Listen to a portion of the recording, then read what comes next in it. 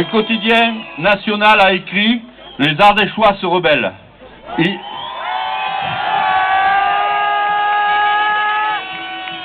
Il a vu juste. Il est vrai que notre région du Sud-Ardèche a un passé de rebelles depuis les protestants, les maquisards, les résistants et bien d'autres. Comment pourrait-il en être autrement aujourd'hui, quand de ce belvédère, on a une si belle vue sur les Cévennes et à nos pieds, les territoires agricoles, vastes et productifs, notamment le domaine agricole du Pradel, cher à Olivier de Serres. Et l'on voudrait qu'au milieu de ce décor, on vienne installer des plateformes de forage tous les 200 ou 300 mètres.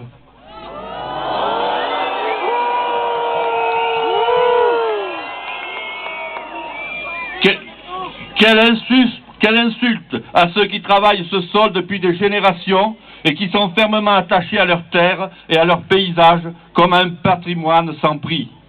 Car enfin, si ce projet ne comporte aucun risque, pourquoi nous l'avoir caché? Pourquoi ces projets ont-ils été développés quasiment en secret?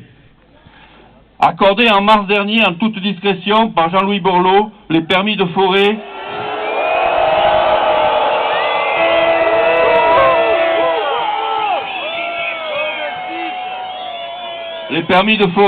n'ont pas donné lieu à d'autres informations qu'une publication dans le journal officiel. Pas un mot aux élus ni aux associations. Pourquoi cette opacité? Nous, élus de Valvinière ou de Villeneuve, n'avons reçu la visite de M. Hamou de GDS-US qu'en octobre. Il y a là un déni de démocratie d'un autre temps. Comment peut-on, au XXIe siècle, signer un permis national sans que les élus de base et les citoyens soient consultés? Heureusement,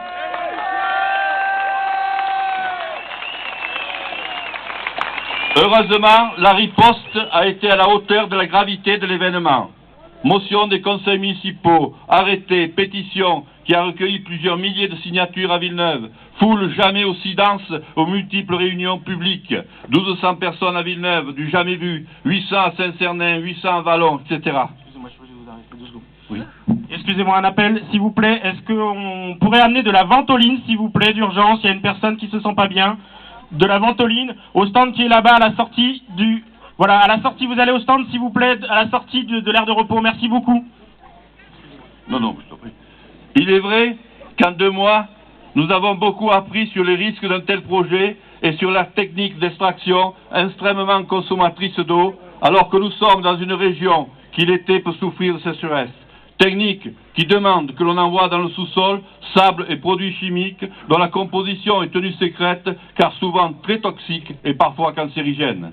Cette eau va être récupérée à 50%, mais la moitié restera dans le sous-sol, d'où risque de pollution des nappes phréatiques et un danger pour l'écosystème. L'eau récupérée ne pourrait être rejetée dans la nature sans dépollution. S'y ajouterait alors une noria de camions sur les routes et une pollution visuelle avec les installations au sol.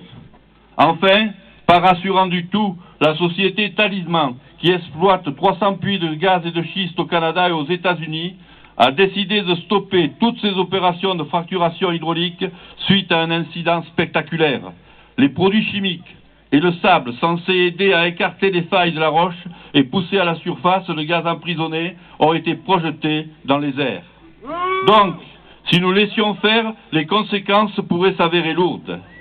Ainsi, dans l'Ardèche méridionale, dont fait partie Villeneuve, l'agriculture et le tourisme tiennent une grande place dans l'économie. Les agriculteurs ont fait de gros efforts sur la qualité des produits, notamment en bio. Quant au tourisme, il s'en trouverait profondément affecté, de même que la qualité de vie, l'environnement, le patrimoine, tout ce qui fait de l'Ardèche un département reconnu par tous comme un département sain. Sur la commune de Villeneuve, qui semble être en première ligne et rapidement concernée, l'économie locale serait gravement touchée, car comme dans toute l'Ardèche méridionale, le tourisme joue un rôle important. N'oublions pas que la vieille bastide royale d'Olivier de Serres et d'Antoine Court est classée station verte de vacances, qu'elle possède un camping 5 étoiles à proximité du lieu projeté, que la magnifique vallée de Libye conduit à la grotte Chauvet. D'ailleurs, les conséquences sur l'économie commencent à se faire jour, puisqu'on m'a signalé que des ventes et des achats de terrains ou de maisons avaient été retardés autour des sites prévus. Alors, beaucoup d'inconvénients et d'incertitudes, pour quel bénéfice? Sans doute, ni pour le particulier, ni pour les collectivités, mais bien pour la multinationale, le groupe Suez, qui voit ici le moyen de faire des bénéfices énormes.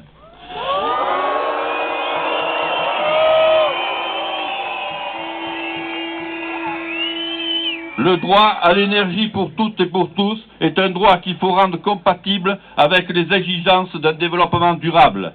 D'autres solutions, compte tenu de ce contexte, existent pour planifier la transition énergétique.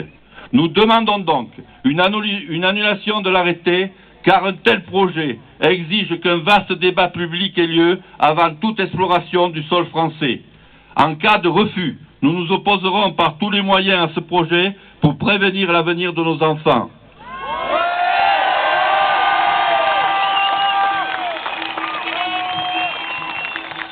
Il y a urgence, car pour EDF-Suez, le calendrier des travaux est programmé avec au premier trimestre 2011 des études sismiques à Villeneuve, des forages à Villeneuve au quatrième trimestre 2011, puis en 2012, fracturation des puits de Villeneuve et forage des puits à Valvinière. Ce planning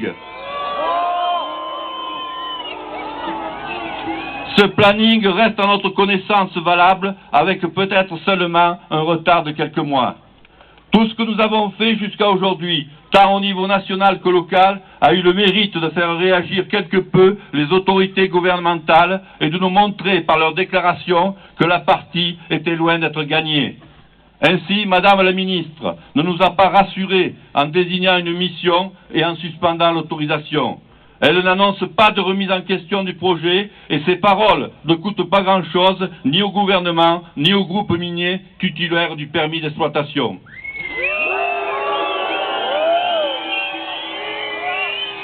Plus grave, les modifications apportées au code minier simplifient la vie des prospecteurs, mais aussi celle de ceux qui voudraient stocker le carbone ou exploiter les ressources marines.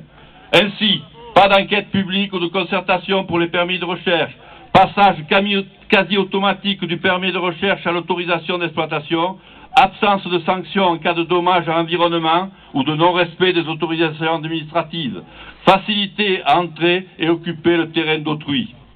Dans le Dauphiné libéré du lundi 21 février, le ministre de l'Industrie, M. Éric Besson, fait des déclarations.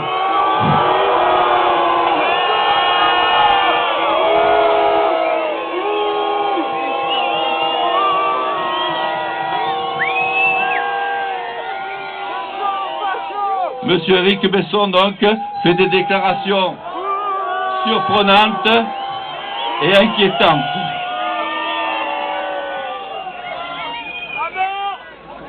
À la question de sa réaction aux paroles du patron de Total qui disait à propos du schiste qu'il n'y a pas de sujet, Monsieur le ministre répond que ce dont on parle aujourd'hui, ce sont des permis d'exploration et non d'exploitation. Il oublie volontairement de préciser que le planning de GDF-Suez prévoit une fracturation à Villeneuve en 2012. Il déclare également que l'ensemble des industriels adapteront leur calendrier de travaux pour tenir compte des analyses résultant de la mission interministérielle. Il y ajoute « Je crois qu'on peut leur en savoir gré ». Mais qui dirige? Doit-on remercier les industriels d'attendre les résultats de la mission? C'est un peu fort. Enfin, de qui se moque-t-il lorsqu'il déclare que la posture qui consiste à écarter d'emblée toute recherche de solution est parfaitement irresponsable? À qui donne-t-il cette leçon? Les gens responsables sont ici, les irresponsables sont ceux qui veulent mettre à exécution ce projet.